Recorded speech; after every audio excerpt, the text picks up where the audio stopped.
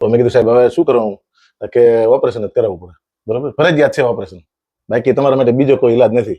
એટલે મને પાકો વિશ્વાસ ન પડે. દરેક જગ્યાએ એવું કે ભાઈ તમારે દવા લેવી પડશે, ઇન્જેક્શન લેવું પડશે અથવા તો ઓપરેશન કરવું પડે. એના બદલે આ પહેલા એવું કે ભાઈ તમારે કોઈ પણ પ્રકારનું ઇન્જેક્શન નથી લેવાનું, કોઈ પણ પ્રકારની દવા નથી લેવાની, માત્ર હું તમને જે બોન્ડ સેટિંગ કરું અને તમને માલિશ કરું, એટલે બહુ દર્દી માટે બહુ ઉત્તમ પદ્ધતિ છે. ઘણા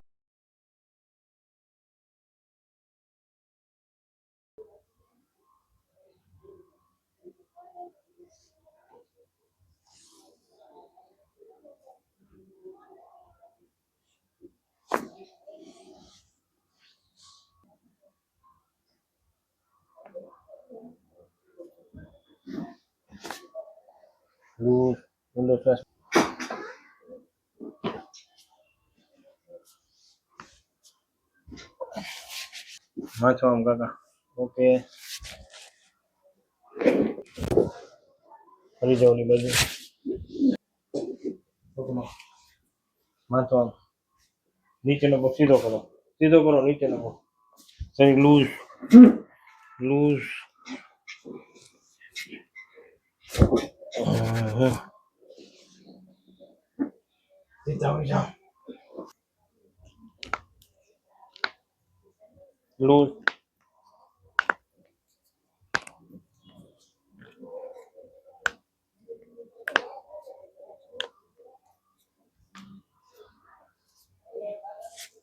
ઢીલું મેં ગયો કાકા. અરે હા, લૂઝ નહીં કાકા. જો પેઇન થાય છે, દુખે છે હવે? પાકો? રેડી? હે?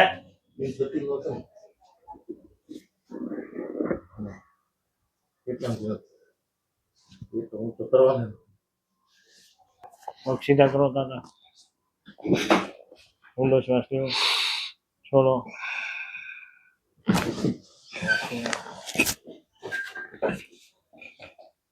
પડી જાવ દાદા.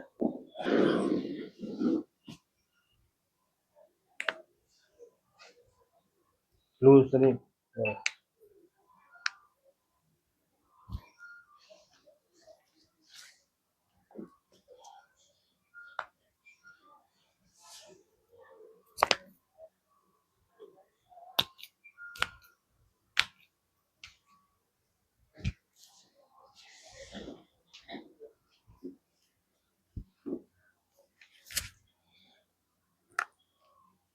ઓકે કાકા. ઓકે મિત્રો, આપણી સાથે અત્યારે જેસન કાકા છે, જેઓને ખૂબ જ તકલીફ હતી. તો આપણે એને પૂછીએ, જેસન કાકા આપ ક્યાંથી આવો છો ને તમને શું તકલીફ હતી ને કેટલા સમયથી હતી? રાણપુર તાલુકાના બગડ ગામથી હું આવું છું અને મને તકલીફ એવી થઈ જતી કે એક ખાટલેથી બીજા ખાટલે નહોતો જઈ શકતો ચાલીને, બરાબર, 1 મિનિટ અડધી મિનિટથી વધારે ઊભો નહોતો રહી શકતો અને સુવામાં તે પડખા ફૂરો તો જ તે, બાકી તકલીફ તો રહેતી જ હતી અને બહુ ભયંકર તકલીફ હતી. ટૂંકમાં બેડ રેસ્ટ કરવી પડે એવી તકલીફ હતી. એટલે પછી ડોક્ટરને બતાવ્યું, આપણે ઓર્થોપેડિકને, એટલે એને એવું કીધું કે ભાઈ સ્પાઇન સર્જનને બતાવો. એટલે પછી ભાવનગર એક સ્પાઇન સર્જનને બતાવ્યું, એટલે એમણે MRI કરાવ્યું અને એવું કીધું કે ભાઈ તમને L3 L4માં નસ દબાય છે. તો મેં કીધું સાહેબ હવે શું કરવું કે ઓપરેશન જ કરાવવું પડે, બરાબર, ફરજિયાત છે ઓપરેશન, બાકી તમારા માટે બીજો કોઈ ઈલાજ નથી. એટલે મને પાકો વિશ્વાસ ન પડતો પાછો અમદાવાદ એક સ્પાઇન સર્જનને બતાવ્યું અને ત્યાં પણ એવો અભિપ્રાય આવ્યો કે તમારે ટૂંક સમયમાં ઓપરેશન કરાવી લેવું અને જો ઓપરેશન નહીં કરાવો તો તમારો આખો પગ ખોટો પડી જશે, પછી તમને એ પગનો હાલી જ નહીં શકો અને તમે હાવ પરાધીન થઈ જશો. એટલે હું તમને સલાહ આપું છું કે તમારે 1 અઠવાડિયાની અંદર ઓપરેશન કરાવી નાખું. ત્યાર પછી હું ભાવનગર મેં વિડીયો જોયો અને પછી દર્શનભાઈ કામુઠી સાહેબના દવાખાને ગયા અને ત્યાં પછી મને ખબર પડી કે ભાઈ આવું ત્યાં બોન્ડ સેટિંગથી મટાડે છે. આવી એક પદ્ધતિ છે, કેરેપિક પદ્ધતિ. એટલે ઘણા બધા વિડીયો વાંચીને પછી હું સાહેબને રૂબરૂ મળ્યો અને સાહેબને એવું કીધું કે સાહેબ મને બહુ ભયંકર તકલીફ છે. એટલે એમને એવું આશ્વાસન આપ્યું, ગમે એવી તકલીફ હશે ને તો મટી જશે એની ગેરંટી આપું. ટાઈમની ગેરંટી નહીં, કદાચ 1 મહિનો થાય, કદાચ 2 મહિના થાય, 3 મહિના થાય. આજે મારે 90 દિવસ પૂરા થઈ ગયા, 3 મહિના થઈ ગયા, હું આ 7મી વખત આવું છું. સંપૂર્ણ એટલે સંપૂર્ણ મને આ દર્દમાંથી મુક્તિ છે અને કોઈ પણ પ્રકારની તકલીફ નથી. એટલે હું તો એક ભણેલો ગણેલો ને નિવૃત્ત કર્મચારી છું. એટલે બધાને એક સંદેશ આપું છું કે તમે એક વખત કોઈ પણ ડોક્ટર તમને આવી સલાહ આપે એટલે એક વખત તમે ભાવનગર કામુઠી સાહેબના દવાખાને બતાવશો તો 100% તમને એમાં સાચી સલાહ પણ મળશે અને સારવાર પણ મળશે, એની હું ગેરંટી આપું. અને દવા, ઇન્જેક્શન, ઓપરેશન કોઈ નહીં. અને અત્યાર સુધીમાં દરેક જગ્યાએ એવું કે ભાઈ તમારે દવા લેવી પડશે, ઇન્જેક્શન લેવું પડશે અથવા તો ઓપરેશન કરવું પડશે. એના બદલે અહીંયા પહેલા એવું કે ભાઈ તમારે કોઈ પણ પ્રકારનું ઇન્જેક્શન નથી લેવાનું, કોઈ પણ પ્રકારની દવા નથી લેવાની. માત્ર હું તમને જે બોન સેટિંગ કરું અને તમને માલિશનું કરું, એટલે બહુ દર્દી માટે બહુ ઉત્તમ પદ્ધતિ છે. ઘણા માણસો દવા નથી ખાતા, ઘણા માણસો ઇન્જેક્શન નથી લેતા, ઓપરેશન. અને મારે તો 100% એક સંબંધી ડોક્ટરે એવું કીધું તમારું ઓપરેશન કરવા આજની તારીખે હું ઊભો રહી શકું છું, હાલી શકું છું. અને અત્યારે હું જયારે આ સાહેબને અહીંયા 8મી વખત બતાવવા આવ્યો ત્યારે હું મારી 4 વ્હીલ લઈને આવ્યો હતો, ચલાવી. એટલે આ એનો મોટો પુરાવો છે.